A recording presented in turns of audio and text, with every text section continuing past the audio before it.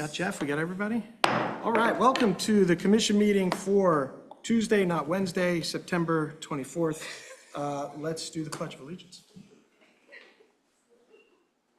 Allegiance to the flag of the United States of America and to the republic for which it stands, one nation, under God, indivisible, with liberty and justice for all.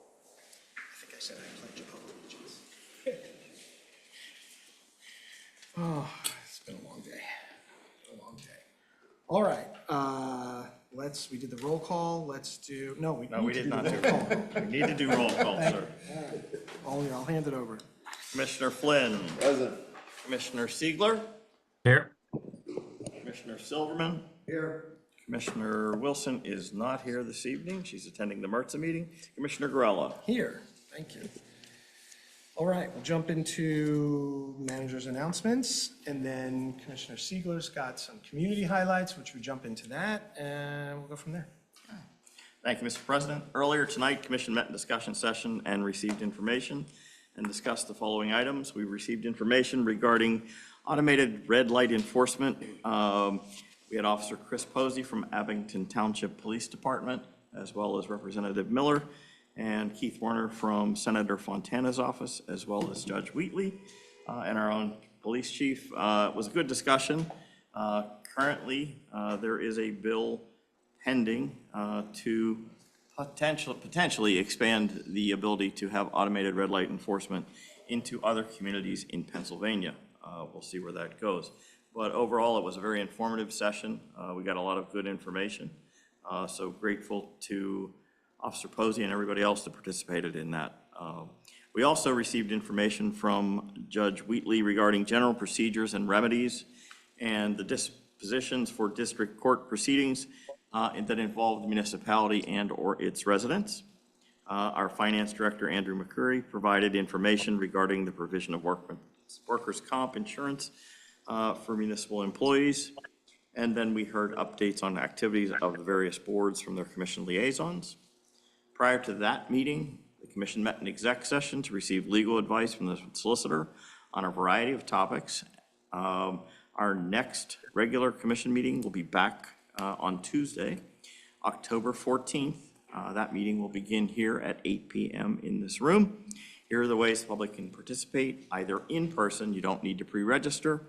Simply show up at the appropriate meeting time and sign the sheet at the back of the room if you wish to speak, or remotely via the Zoom webinar format. Again, you don't need to pre-register. Simply click the link located on the municipal website. If you wish to speak during citizens' comments or during a public hearing, simply use the raised hand feature on Zoom and you'll be notified when it is your turn to speak.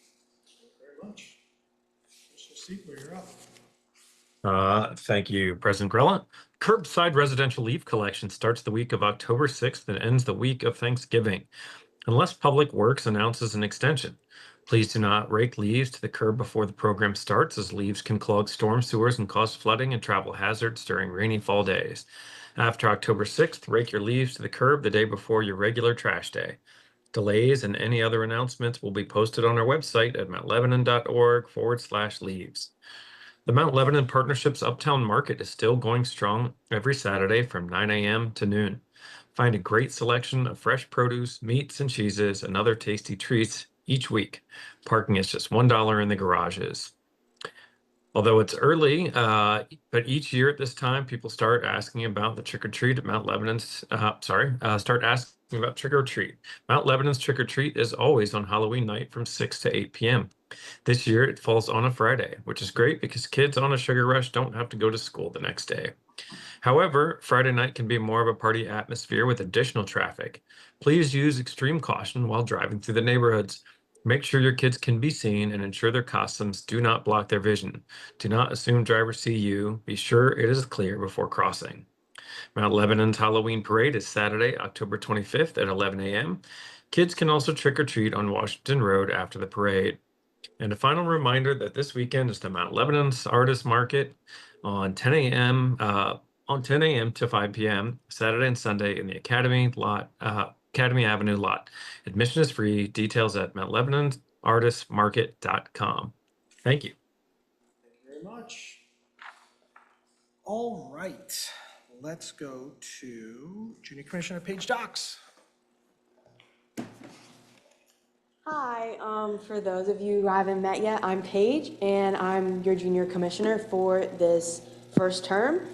So I want to start off talking about some things at the high school. So September 18th was open house, where the parents are able to come in and walk the schedules of the students, go around, visit teachers, like hear them talk. And it's a great way for teachers and parents to interact and understand their kids' experience on a deeper level and really understand how the high school runs, what their kids are learning in class, and how they're actually performing in school as well. And then the next day, we had the annual activities fair. So during lunch periods, so periods 4, 5, and 6, the gym is set up with tables from a ton of different clubs. And it was interesting, I heard that I think last year there was around 75 clubs. This year there's over 90. So there really is a place for everyone. If you feel lost at school, maybe you don't have a lot of friends or you don't know where you can fit in, I promise that there is a place for everyone. Just seeing how many clubs there are with different interests, but also seeing how much kids want to get involved and create new clubs with their friends or clubs where other people can join in who also have similar interests. So that's pretty much it going on at school because, I mean, obviously clubs, like I just mentioned, have just started. And so today I was asking around, different kids, my friends, teachers, asking what kind of things were going on at the high school that I could talk about. And I mean, everyone had the same answers, the activities fair and open house. But the meeting prior to this, it really struck something in me. And I remember my interview for this position, I said that I want to see change in traffic control around the high school, which was what, of course, we talked about prior to this. And I think that conversation was very relevant. And of course, the discussion was about red lights and red light cameras around Mount Lebanon. But I also think that it is very relevant to the high school. It's easy to point fingers saying, oh, there's a kid running across the road and that's a safety hazard, or there's someone driving not paying attention and that's a safety hazard. And I know I hear a lot of complaints, and I can only imagine how many complaints you guys hear as well about this. And like there was discussed, programs to educate people should be the first step because, I mean, red light cameras, of course, like they would be helpful, but that's more of like a long-term thing. And it's not something that can be like easily implemented in a short amount of time. I think that programs and just educating students and parents who drive their kids to school is a good first step. I mean, when I drive to school every morning, I see kids, they will walk across the street on their phones, not paying attention to what is going on.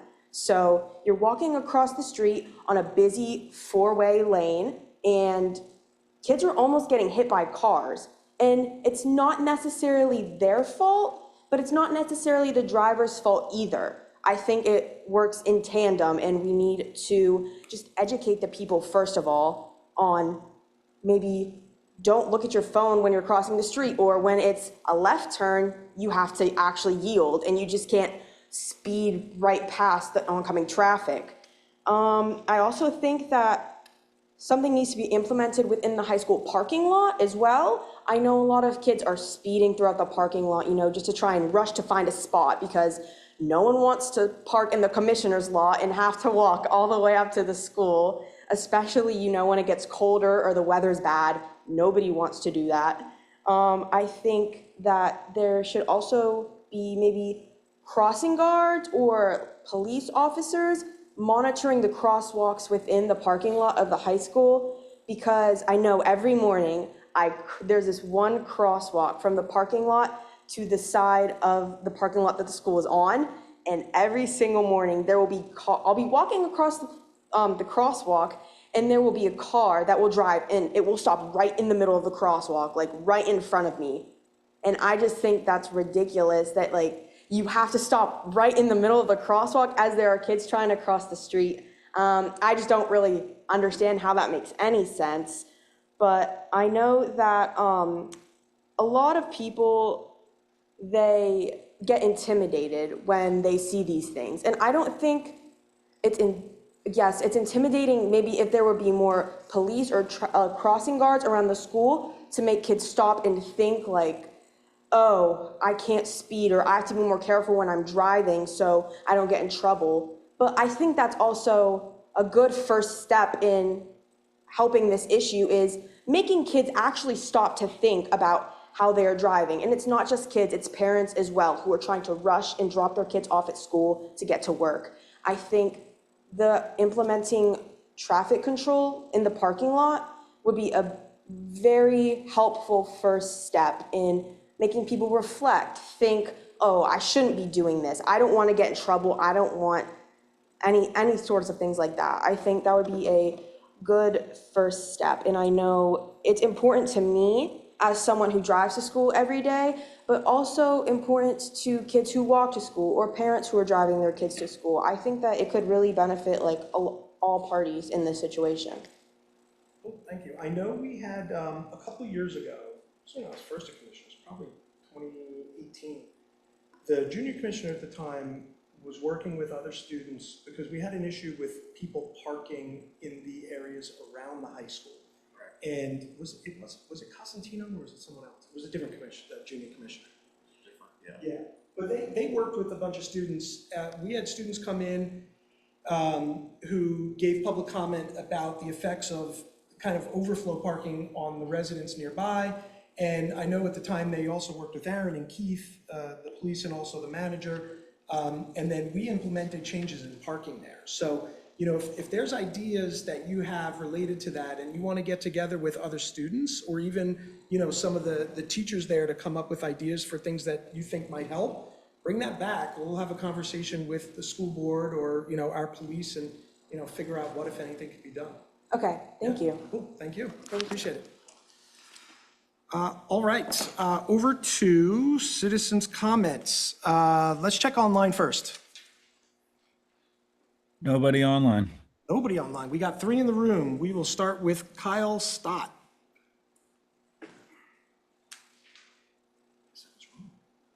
Thank you. My name is Kyle Stott. I introduced myself to this commission last time, but 307 Oak Forest Drive. I've been a resident here since 2011. One child graduated from Mount Lebanon High School. One child currently a senior in Mount Lebanon High School. So fairly well invested in the community, just stepping off the golf course. This afternoon, Wednesdays, is league night over at Lebo Golf Course. So a bit of a outdoors lover. I love that about the community. And I've shared some comments with Jeff, so I've learned that I am in Ward 1. So thanks, Jeff, for helping me out. And so step by step here, I shared some comments in writing with Jeff, and I thought I'd just share those with the rest of the commission as well tonight. Again, around noise in the community, I find that to be an issue that we can improve upon in this community. It tends to be in the spring and the fall that noise, specifically from two-cycle kind of lawn equipment, tends to be a big nuisance. It's been a pet issue of mine for some time, I'll admit to that, but I figure this is a constructive way to get these issues heard, and that's what I hope to be here, somebody that can help be a constructive contributor to what I think is something that we can improve on here. I find the neighborhood to be so ideal when it's quiet, walking in the walking neighborhood and just having the windows open. You know, those rare times in Pittsburgh when the temperature's just right and it's not raining. I just find it to be so wonderful around here, and I find that to be disrupted frequently by the scream of specifically two-cycle lawn equipment. Just who knows how loud this stuff is, but it echoes throughout the hills. It really does carry, and I'm sure there's a lot of science to that. I did take a look at the existing noise ordinance, and being a rookie to this, I don't know much, but it looked kind of weak and difficult, if not impossible, to enforce. Not a ton of guidance there for who would fall under any type of noise ordinance or who it's really directed to, whether it's a resident or a permitted contractor or public works or unpermitted contractors or even just traffic going down Washington Road. So I think there's something that we can do better there just to give guidance to the community as to what we appreciate about the community as far as noise and how we respect our neighbors here. And for those people that are in the community and are not neighbors, give them more guidance as well as to, what kind of community we want to have on this aesthetic. So, I kind of mentioned this, but I'm not sure the biggest offenders are Public Works or the permitted contractors.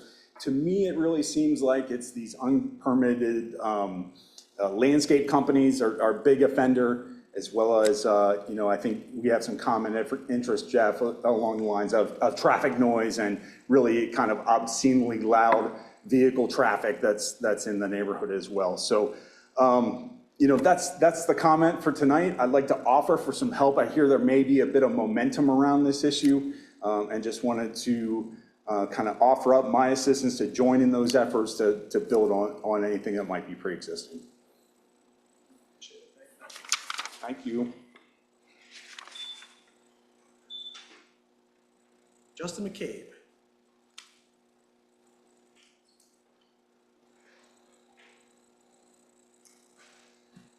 Hello, Justin McCabe, 104 Shady Drive West. 12-year-ish resident here in Mount Lebanon. Two kids, one kid in Washington Elementary, and my son is at St. Paul's. I've been up here. I've spoken a number of times over the last year or so here about different traffic and mobility related topics. And I think first, before I jump into my formal comments, I did want to just mention to Paige, there is an organization in Mount Lebanon called Move Lebo that we are working on some of the topics and issues that you were mentioning, and would love to chat offline more about that and see how we could work with you as well. But on that topic, I guess I was out for a run last night, and actually in Jeff's part of the neighborhood, and I noticed a stop bar, a new stop bar it was a painted white line by a stop sign, and it made me think, it was a new one that I hadn't seen before, and it reminded me of the new one that was just painted in front of my house earlier this summer. And again, I've lived in my house for 12 years, I'm on Shady West, and we have a four-way stop sign, but I swear, every, I'd say 25 to 50% of the cars that go through that intersection run that stop sign. And when I'm working out there on the weekends, I tell you, my blood pressure, because I'm just like, I know that people are gonna fly through there. And it's just been, and all of my neighbors, you've probably heard from some of my neighbors about this. But since that stop bar was painted earlier this summer, and there are four at that intersection, I'd say 99% of the cars stop. And it has been day and night. And my wife, she's like, no. I'm like, I know, because I'm out there for 6 hours on a Saturday, and I know how many cars went through that stop sign. So I just I'm here to thank you. I'm here to thank you, Keith, and your team, and the commission, because I'm so grateful that just some simple paint that went down, and I know that a couple of dozen of these went around for the first time. I think they were just blank, concrete or pavement previously, and maybe a stop sign or a speed bump or something. But if it's having the same impact in other parts of the community that I noticed in front of my house and where I was running last night, I just think that's amazing. And it's so simple. You're talking about big, automatic red light enforcement, right? Those are huge things that we should be fighting for and pushing for. But something as simple as paint, it really has an impact as well. So I just wanted to say that. And then things like the audible signals uptown, big thumbs up. I've been talking to our visually impaired residents. I've been at the farmers market all summer, and they're like, "That's amazing! We've been wanting this. You should." And then they were like, "Oh yeah, we've got visually visually impaired folks in the apartments up here that they've needed that for so long." So that's another one simple fix, but it's making a huge impact. And then I could keep going, but. Thank you. There are still things that we're going to be pushing for and working long term to make bigger, structural changes within the neighborhood. But things as simple as paint, it's easy, and it really is making a difference. So, thank you. Dave Egler. Dave Egler, 121 Poplar Drive. Here to rant about a couple items tonight, but before I do that, I'd like to comment a little bit about the discussion session about the red light enforcement. I spoke briefly here with Chief Haberman before the meeting about other issues. When you bring up one issue, there was a lot of good things brought up. One of the concerns I had, Commissioner Silverman, you mentioned about a child, family getting the ticket. I'd be concerned if I got the ticket and it was on my record and I go out and shop for insurance rates somewhere, one of the first questions is, have you had a moving violation in the last 3 years? Well, how do you answer? So you basically want to make sure that the right person gets the ticket. It was gonna be in my house. I don't care which of you did it. Or Well, I'm talking according on. to Judge Wheatley, it sounds like if you have an excuse that you're out, you're not compelled to turn any other person. So if that's the case, I assume it gets thrown out. So you have, We have an appeals process internal, and then it goes to Judge Wheatley. And if people want to continue taking it, right, they can go to common pleas. Well, I But that's- understand, but- That's the whole legal process. We Well, still there's- have a ticket and we have a camera with you running that light. so it's you don't not have a like- camera with me running the light. You don't. You have a picture of my vehicle running the light. Correct. Big difference. Sure. If I come there and say, I was out of town, I can prove it. Can't give me the ticket then. And from what the judge just said, I'm not compelled to say who was driving it. We can give you a ticket, and we will give you a ticket. It's up to you to appeal that ticket, and it's up to a judge to decide whether that violation is going to be Well, fined. it sounded like Judge Wheatley said, from what I'd heard in there, was that I wouldn't be compelled to turn somebody else in. So that was her comment, not mine, so. And since I made a comment, I would expect parents, if it comes up, say, hey, who did this to the car? And have a conversation with the family and say, this isn't a matter of who's being ratted out, it's like, behave. Well, let's take it a step further. Let's say the driver, the person owns the vehicle. Let's say the vehicle's unregistered. By this ticket, would they also be able to get a ticket not only for red light, but driving a vehicle that's unregistered? That we don't, I don't. And then on top of that, what if the driver is driving a suspended license? Yeah, I think I'm we looking can, at the chief shaking his head now. I spoke with him briefly, but you got all these issues, and on top of that, he could be suspended while driving and say, and he was driving, and say, son, go up there and plead guilty to the red light. You get the red light ticket to save me from getting a huge ticket for driving under suspension. So there's a lot of things that could be done here behind the scenes that aren't quite right, so. but I don't think any of those things are a reason not to implement a program like that, I'm which is not proven, saying- right? So I'm like not- you bringing it up is kind of a waste of time. I'm not But I saying it get is, I get what you're saying. Yeah, I get it. And we could debate that additionally when we get further into this. that's fine. Yeah. Okay, now I don't have a whole lot of time to rant here, but just a couple things on, I never ran on political things until tonight. Unfortunately, after the last meeting, the day after, there was somebody that was murdered in a political event, which that's sad enough, but what really bothered me is how many people celebrated a murder. You can't get any more lowlifes than people who celebrate somebody being killed and murdered. And many of the complaints about this person are unjustified. People don't know this person, but of course, they heard about it from somebody else, so it must be true. So I'm kind of sick of hearing a lot of the things that are going on out there. This country's divided. I don't see any changes coming in, and it's a shame that we've gotten to that point.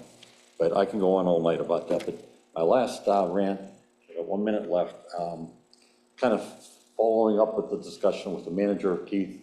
You had mentioned related to the famous Pennsylvania Boulevard project, which I get to go into again next week since there'll be a public discussion.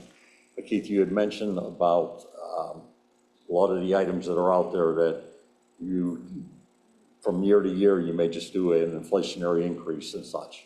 And that is completely true. When I was here, we did it all the time.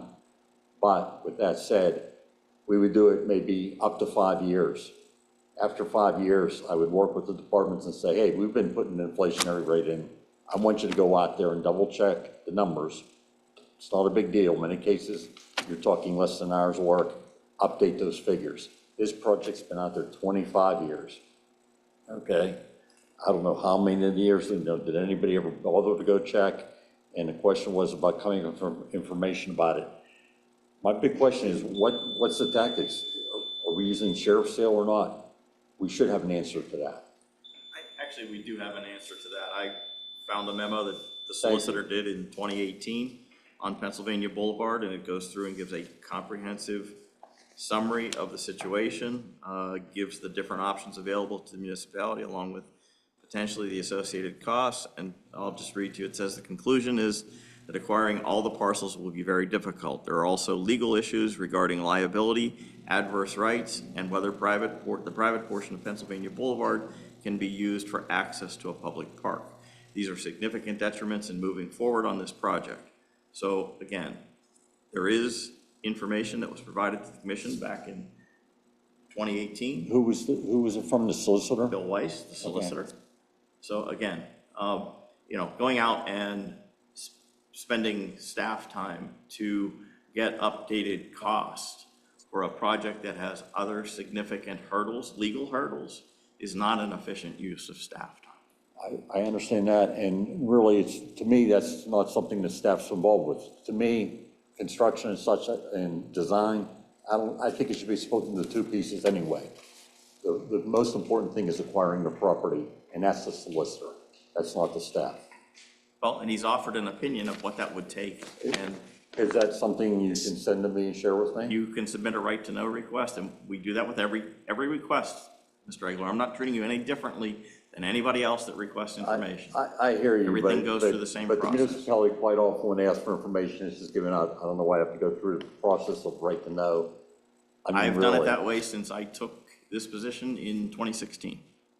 It is a legal opinion, I think that has to, certain process there. Separately from that, Dave, so this analysis was because we had a lot of residents in the Fourth Ward. I was a new commissioner in 2018, and I was the person that talked to the commission and Phil about this. We had a lot of people talking about this. We had other issues related to Pennsylvania Boulevard, the development that was going on at the time, and there were a lot of residents Grove, yes. in opposition to that, and that kind of wrapped into this as well. We had a lot of comments from a lot of different residents at a lot of those commission meetings, and that was kind of the spur of when we did a lot of this. And we had a lot of conversations with Phil, both public discussion and then also an exec session for legal advice on this. And since then, we've also brought it up a couple times. Commissioner Rani brought it up several times when we talked about tax programs. I went and met with the county to talk about some of these programs or some of these properties because they are tax delinquent, right? And I went and asked the county if we can get the school board to drop, or the school district, not the school Forget the board. lanes. If we get the school district to drop some of the tax burden on it, and the municipality is willing to drop some of the tax burden on it, is there something we could do related to parks or development of this? So I went in and literally sat down with the county executive at the time and other people in the tax department at the county to discuss these properties that you're talking about specifically. All of that, in addition to additional conversations we had with this commission, former members of the commission, and our solicitor. What it all boils down to, which you don't seem to accept as an answer, is that this commission and this project do not believe that this project is of a level that we're going to expend more taxpayer money on it right now.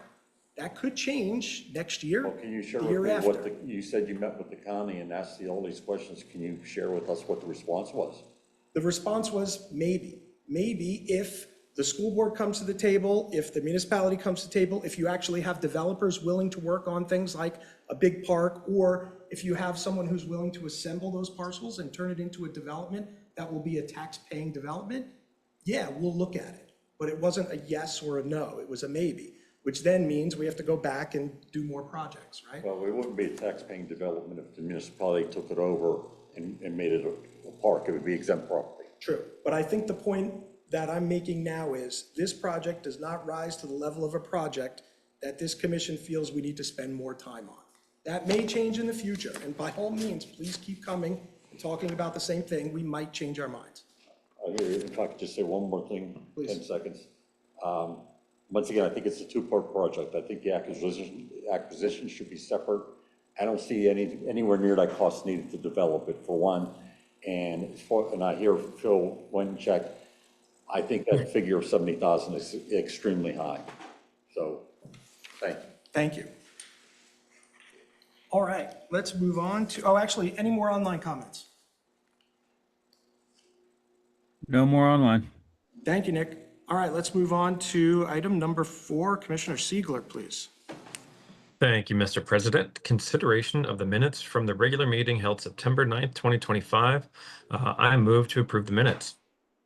Second. All in favor? Aye. Any Aye. opposed? Motion carries. Thank you, Commissioner Siegler. Commissioner Flynn, item number 5, please. Thank you, Mr. President. As required by the charter, the capital improvement program for the 2026 through 2030 was submitted to the commission on August 1st, 2025. A public hearing is required to be held on the program prior to the issuance of the manager's recommended budget. At this time, I would like to acknowledge the receipt of the 2026 through 2030 capital improvement program.